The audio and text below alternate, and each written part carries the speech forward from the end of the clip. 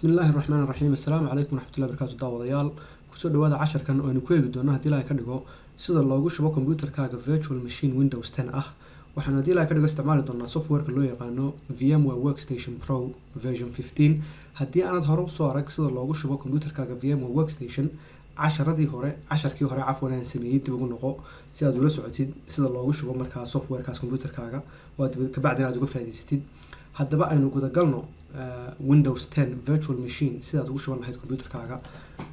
halkan waa tan Workstation 15 Pro ga uu furan yahay. waxaan tegayaa file xaggan sare bidixda, waxaan leeyahay new virtual machine. kabacdina VMware laba ikhtiyaar ayuu siinayaa ama laba option. typical oo ah kayagu markaa ay hirgelinayaan ay leeyihiin kaasaa fiican ay hirgelinayaan, iyo custom oo ah markaa option kaas hadaad isaga gashid waxyaabo badan oo settings badan oo kale aad wax ka bedeli kartid ayay markaa ku siinayaan, laakiin inagu typicalka aynu qaadanaynaa. kabacdina next baynu leenahay. softwarekaaga markaa operating systemka ah ee image fileka ah ayaad u baahan tahay Windows 10 ah. anigu markaa waxaan isticmaalayaa Windows 10 Enterprise oo markaa 64 bit ah. haddii aan adigu haysan ilaa ka dhigan link ayaan soo gelin doonaa halka hoose videoga halkiisa hoose, markaa linkaas aad kala soo degi kartaa, laakiin license baad u baahanaysaa. anigu license ma haysto, laakiin dhib male, license laan baynu ku shubi karnaa inagoon license haysan oon u baahnayn. marka waxaan leeyahay install disk image file, install disk image file oo ISO ah. markaa aniga halkan ayuu ku jiraa H Windows Enterprise 10, markaa locationkaas H drive-kayga ayuu markaa igu jiraa. adigu markaad la soo degtid meel dhigo desktopkaaga oo kale, kabacdina kala soo bax browse baad taabanaysa, markaa waad kala soo baxaysaa. waayahay next baan leeyahay. productkii markaa license-ka ku idiin sheegay wakaa license imika ma hayo, laakiin waan iska dhaafi karnaa. waxa weeyaan hadhow baad license u baahanaysaa, inkastoo aad Windows isticmaali kartid adigoon license ba haysan oo muddo ku siinaya isticmaalkiisa. Windows 10 Enterprise weeyaan. halkaa magaca waxaan ku qoranaynaa magacaan u baahannahay. tag baan ka dhiganayaa, username-kayga noqonaysa. password buu samayso, password baan samaysanayaa. runtii aad iyo aad bay u fududahay sida loogu shubo operating systemka virtual machine softwarekan loo yaqaano Workstation. next baan leeyahay markaan passwordkayga gashaday. maxaad magacaad u bixinaysid waa maxay buu igu yidhi. horta intaan magaca u bixin aan locationka aynu maxay ahayday halkaynu gelin lahayn markaa aynu doorano. halkan waan ka masaxo halkan cafwan, saas ayaan leeyahay HVMs. kabacdina waxaan leeyahay Win 10 saasaan u daynayaa. marka anigu hard diskayga H-ta ayaan gelinayaa. kabacdina waxaan leeyahay folderka VMs la yidhahdo dhex geli oo folderada virtual machineada ay ku jiraan. kabacdina folderka la yidhahdo Windows 10 igu dhex shub virtual machine-kayga filalkiisa iyo hard diskadiisa iyo waxyaabahaas. magacana hadeen doona waxaan ka dhigi karnaa maxay ahayday client 1 oo kale. مثلا computer 1 baad ka dhigan kartaa, PC 1 baad ka dhigan kartaa, Windows 10 baad ka dhigan, adaa magacaaga ku taala waxaad ka dhiganaysid. client 1 baan iska oranayaa. next baan leeyahay.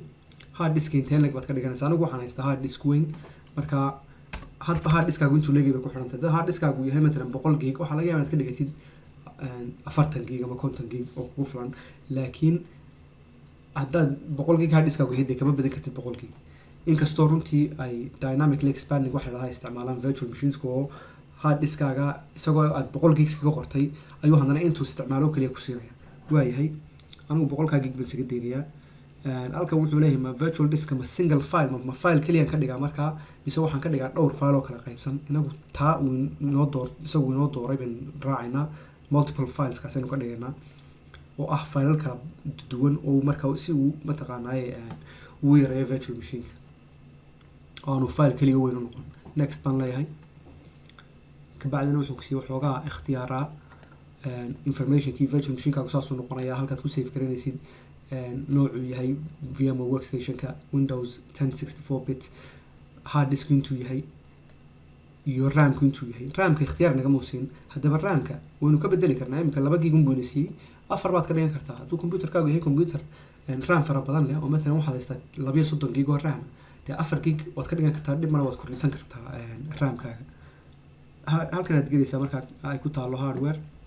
kabacdina RAM-ka halkan aad kasii kordhin kartaa marba 4 gig baan tegi karaa, 8 gig baan ka dhigi karaa, aday ku taala. laakiin raamkaaga aad haysatid marnaba kor ha u dhaafin ee weligaaba ka hooseysi weliba kala barow bar ka dhiga dad ka dhigi kartid ama kaba yaree dhib male windows 10 caadi ugu shaqeynaya anagu 4 gig baan isaga deyninaa close baan leeyahay intaanaan xidhin processorka laftarkiisa halkan aad ka bedeli kartaa imsa processor computerkaagu leeyahay computerkaagu yahay computer quwad badan oo processor fara badan leh labaad ka dhigan kartaa afar baad ka dhigan kartaa aday ku taala halkanna waa coreska oo coreku waxa weeyaan processorka ama CPU-ga kusii dhex jira CPU-ga sidaas isaga deyninaa anagu close baan leenahay power on the virtual machine bud after creation markaan dhamayno wuu shidayaa kabacdina windows buu ku shubayaa markuu windows ku shubo automatically loginkii usernamekii buu gelayaa waxoogaa setup ama waxyaabo dhamaystirayuu sii dhamaynayaa markuu intaa dhameeyo ayuu haddana dib isu shiday markaasina loginka gelina finish baan leeyahay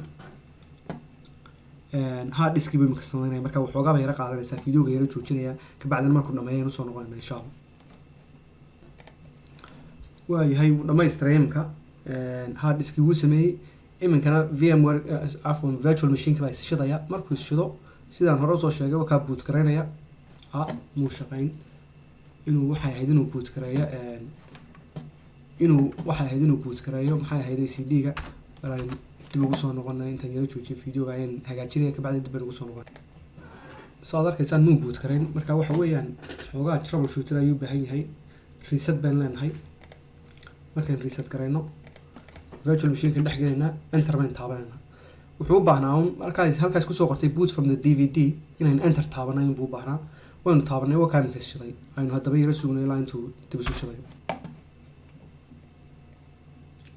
waa kan soo yara shiday waqti badan ba muu qaadan starting up buu leeyahay laakiin runtii xoogaa isku shubitaankan iyo windows installationkii uu xoogaa bay qaadanaysaa markaan yara joojiyo videogan yar kadibna aynu soo noqon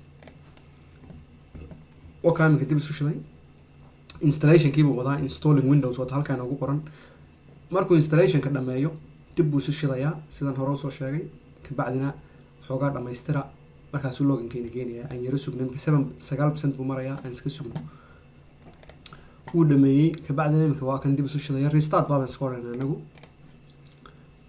dib ha isu shido dib buu isu shiday marka windows aan sheegay waxoogaa waqti bay yara qaadataa dhowr jeer buu dib isu shidaya marba runtii waxay u baahan tahay waxoogaa yara dulqaadaya sabir yar waqti bay qaadataa waxani imika waa kan getting ready imika mar dhow intuu login sameeyo ayuu haddana dib isu shidaya marka aan iska yara sugno waa kan imika loginkii ugu horeeya ayuu wadaa loginkani markaa waa miduu automatically u geliyay sidaan sheegay kabacdina waxoogaa yaroo dhamaystira ayuu sameynayaa waa kan wada dhamaystirkii haddana dib buu isu shidaya markaa calaa kulli xaal iska yara sugayna insha allah intuu dhammaynayo dabeedna loginkii caadiga ayna geynayo waxyaabaha haduu isticmaali karta virtual machine kan de waxaa kamid ah imika matalan arday baa tahay doonaya inuu windows 10 ka barto oo kale waad ku tababaran kartaa halkaad computerkaaga caadiga aad markaa iskaga tababaran lahayd ama qof IT ka shaqeeyato waxaad doonaysaa wax ku tijaabisid windows 10 virtual machine baad samaysanaysaa kabacdina waxyaabaha ku tijaabinayso dhan baad markaa ku tijaabinaysaa waa kan waliba getting things ready windows waa lagu yaqaanaa caan bay u yihiin inay waxoogaa waqti yara qaataan waayahay wuu dhamaystiray imika waa ka login screenkiina geeyey kabacdina haddaynu taabano login screenka waa ka usernamekeenii markaynu gelinay ugu horeysay passwordkayga ayaan gelinayaa kabacdina login marka ayuu sameynayaa waaba intaasun runtii wax aada u adagba maaha inaad windows 10 ku shubatid isagoo virtual machine markaa computerkaaga insha allah waxaan rajeynaya cashirkan ka faa'iidaystay casharadii horena runtii waa dib baad ugu noqon kartaa si aad ula socotaan bal sida Linux oo kale matalan loogu shubo virtual machine iyo sida virtual box loogu shubto computerkaaga iyo casharkii kale isna ahaa workstation pro VMware workstation pro si aad computerkaaga ugu shubo kartid waxaan rajeynaya aad ka faa'iidaystaan casharkan waliba aad ka faa'iidaystay ma rajeynaya aad iyo aad baad umahadsantihiin fadlan like subscribe share dadkana gaadhsiiya wassalaamu calaykum waraxmatullaahi wabarakaatu